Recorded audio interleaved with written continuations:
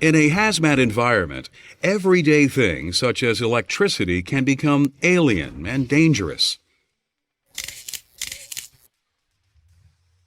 Normally an invisible part of daily life, electricity can ignite many hazardous materials, creating fast-moving fires that are hard to control. Electricity can also make certain hazmats explode. Ideally, electricity should be kept far away from these substances at all times. Unfortunately, this is not always possible. Some manufacturing processes create flammable or explosive atmospheres in areas where electricity powers equipment or lights. Also, hazardous materials emergencies often occur in electrified areas, such as when hazmat railroad tank cars crash into power lines. In this program, you'll learn general rules for staying safe around electrical power in hazmat environments, no matter what kind of conditions you encounter. We'll begin by considering worst-case scenarios, specifically how electricity behaves when it's out of control.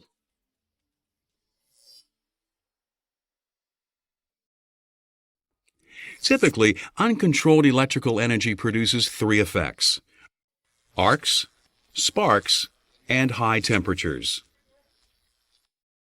An arc is an electrical discharge crossing a gap between 2 points. These can occur in circuits that are overloaded, subject to voltage spikes, or inadequately grounded. Arcs produce heat that can ignite combustible materials. They also increase the risk of electrocution. Sparks are incandescent particles. They emit visible light as a result of being heated. A malfunction that produces sparks is very serious. Sparks can indicate high voltage arcing, and the higher the voltage, the greater the danger of fire, explosion, or electrocution. A spark can be carried by air currents to other areas, causing fires a great distance away. Because sparks glow due to heat, the more that sparking occurs, the hotter the surrounding area becomes. This leads us to the next effect that uncontrolled electricity can have: high temperatures. Electric lines that don't have enough insulation for the power they are carrying can radiate heat. The higher the voltage and the poorer the insulation, the greater the temperature. While arcs and sparks produce high temperatures, an electrical line can also overheat without arcing or sparking. This can be caused by worn insulation, increasing the voltage of the line above the recommended safety limits, or both. Arcs, sparks, and high-temperature electrical lines are particularly dangerous in environments that contain hazardous substances. Dealing with electricity in hazmat areas can lead to complex situations. Fortunately, many of these issues are covered by the National Electrical Code, NEC.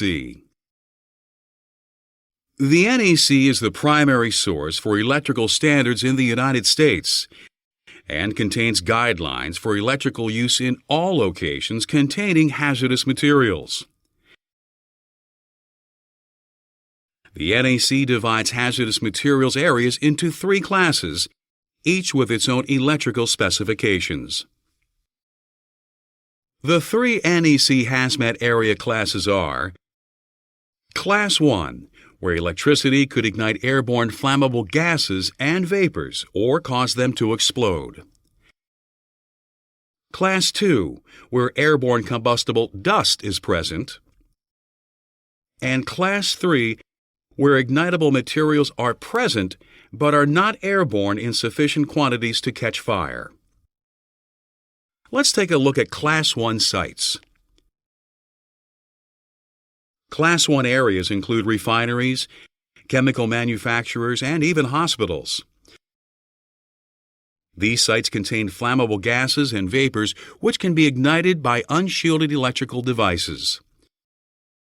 In spite of these dangers, there are safe ways to work with electricity in these areas.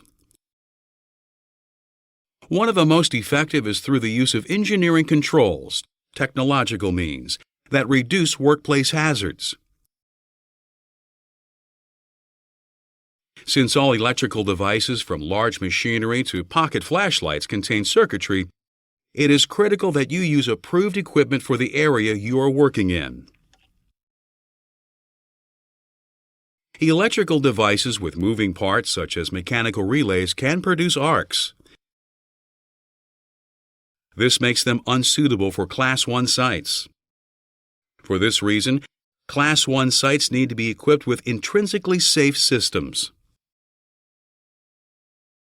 Also known as non-incendiary systems, these are electronic circuits that carry out the same function as their mechanical counterparts, but without producing dangerous sparks. Devices with these features are always marked with a label that identifies them as being intrinsically safe. If a piece of equipment is not marked intrinsically safe, it should not be used in a Class 1 site. The only drawback to intrinsically safe electrical systems is that they must be designed for specific atmospheres. This is because different substances have different flash points. An intrinsically safe system that is safe in one hazmat environment may not be safe in another. Due to the broad range of chemicals used by industry, the NEC has not specified a lowest common denominator intrinsically safe electrical system for use in all hazardous environments.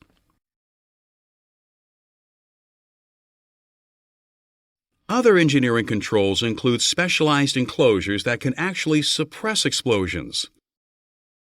If a device inside one of these containers explodes, the damage would be contained, and the outside air would not be heated to the point that it ignites. These explosion-proof cases are not necessarily gas-tight or vapor-tight, but they are flame-tight, which means that fire cannot escape from them. Additional engineering controls isolate electrical components from Class 1 hazardous atmospheres to prevent fires and explosions from occurring. These specialized defenses fall into three broad categories: hermetic seals made of metal or plastic, encapsulating seals of tar, wax, or epoxy, and oil immersion, which uses a layer of oil as a barrier against flammable or explosive atmospheres. As important as engineering controls are in Class 1 environments, they're only one part of the safety picture. Work practices are equally important. Together with engineering controls, they form a total system of preventive measures. Work practices are administrative methods for isolating workers from hazardous materials. While engineering controls deal with technology, work practices involve operating procedures. In Class 1 environments, the two most common work practices are purging and inerting. Both of these remove flammable or explosive gases from the local atmosphere. Let's look at purging first. Purging involves using non-flammable gases called purgatives to flush flammable atmospheres from enclosed spaces. The amounts of purgatives that are required varies with the molecular weights of the substances being removed. Carbon dioxide and nitrogen are commonly used as purgatives because they are inert and react with very few other chemicals. The National Electrical Board and OSHA also permit the use of positive pressure air as a purgative, providing that safeguards are taken against ventilation failure. Purging can sometimes cause problems, however. Purged flammable gases and vapors can ignite after they are vented to the outside air, so it is critical that these gases are vented safely away from ignition sources. The other common Class 1 work practice, inerting, consists of adding a non-flammable gas to the atmosphere in order to displace oxygen. The object is to reduce the percentage of oxygen in the atmosphere to the point that it is too low to support burning. The precise amount of oxygen reduction that is necessary depends on the substances that are involved. For chemical-specific information on oxygen reduction levels, consult the SDS for the substance in question. Inerting may cause problems in confined spaces, however, because it can remove so much oxygen that the air becomes unbreathable. This condition is called an oxygen-deficient atmosphere. Before anyone enters an inerted space, it must be tested to see if it can support life. If it can't, the entrant must wear an OSHA-approved supplied air respirator, SAR, a harness, and a lifeline. Entrance must be monitored at all times by an attendant outside of the confined space. A rescue team must also be available in case of an emergency.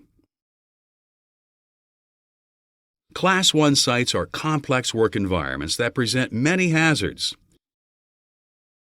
Class 2 areas are also dangerous but pose different risks. In Class 2 sites, airborne combustible dust is the primary threat. This is why electrical equipment for use in Class 2 areas must be both dust-tight and resistant to overheating when covered with dust. Devices that meet both of these criteria are referred to as dust ignition proof. Hermetic sealing, encapsulation, and oil immersion can all be used to keep machines free of ignitable dust. Work practices can also prevent electrical accidents in Class 2 environments. Of these procedures, the most common is pressurization. Similar to purging, this uses a pressurized inert gas or clean air to periodically blow dust out of the area. Unlike purging, however, pressurization cannot bring an area to a safe level once dust is inside. It is a preventive measure only. If dust gets inside the area, it must be removed through manual means, using a broom or a non-sparking shovel. Never use a vacuum cleaner. Its motor might produce a spark that could ignite flammable or explosive materials. Be careful. Removing dust could also cause some of it to become airborne in the process, making the atmosphere more hazardous. If this occurs, electrical power sources will need to be switched off and the dust removed by high-volume fans. Purging and inerting are used infrequently in Class 2 environments since they can stir up even more dust and cause it to become airborne. If these methods are used, the air pressure must be kept low to prevent the dust from being stirred up. So far, we've looked at site classes that involve significant amounts of airborne contaminants. Class 3 sites are different. At these locations, the air doesn't contain ignitable materials in sufficient quantities to catch fire. In these areas, the concern is flammable deposits that may build up on floors, counters, and equipment. This is why high surface temperatures are the primary concern in Class 3 areas. Keeping machine temperatures down can be achieved in several ways. The equipment room can be kept cool and well ventilated. This also reduces dust in the area. Machinery can be insulated and run within safe operating temperatures. No matter what measures are used, however, fan-cooled motors should not be installed in Class 3 areas. Combustible fibers could clog the fan, shutting it down. This could cause the motor to overheat, resulting in a fire or an explosion. Although the three classes of hazmat areas that we've been discussing are different in many ways, they do have some things in common. No matter what class a hazmat environment belongs to, all of its wiring and electrical equipment must be installed in accordance with the National Electrical Code.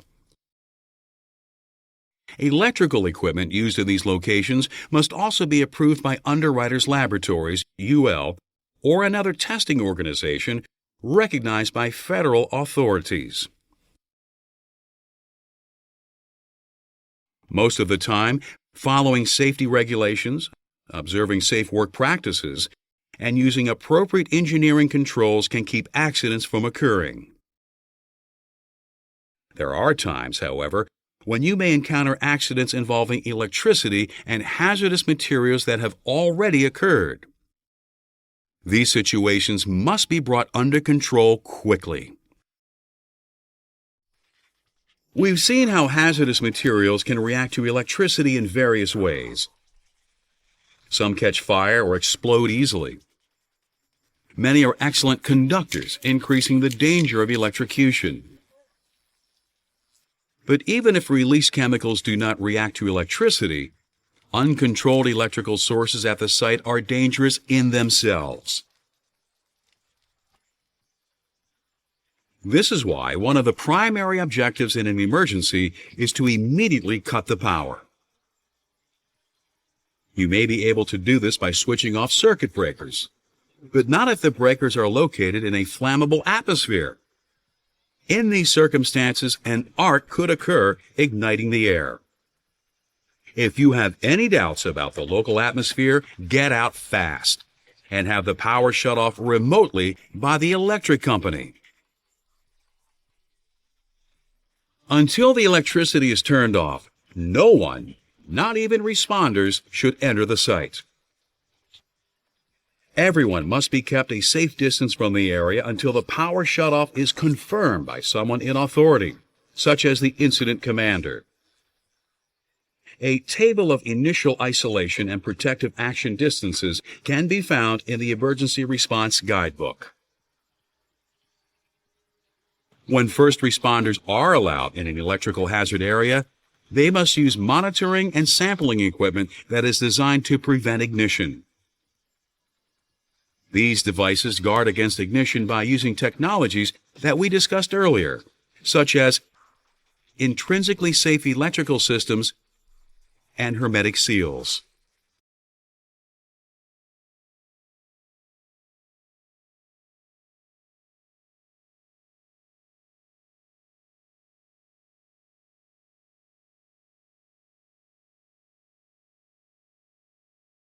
As we've seen, the presence of electricity at a hazmat site makes the area even more dangerous. But by following proper procedures, you can stay safe in these situations. Let's review. Uncontrolled electrical energy can produce three major effects: arcs, sparks, and high temperatures. All of these can heat materials above their flash points. The National Electrical Code, NEC, divides hazmat areas into three classes. Class 1, containing flammable gases and vapors. Class 2, where airborne combustible dust is present. And Class 3, where ignitable materials are present in small quantities. Electrical hazards in these areas can often be managed through engineering controls and work practices. One of the primary objectives in a hazmat emergency is to cut the power immediately. Until someone in authority confirms that the power is shut off, everyone, including first responders, must stay a safe distance from the area. In a hazmat environment, everyday things like electricity can become alien and dangerous. but that doesn't mean they are uncontrollable. Know the safety rules. Follow them without exception. Stay on your toes, and you'll stay alive.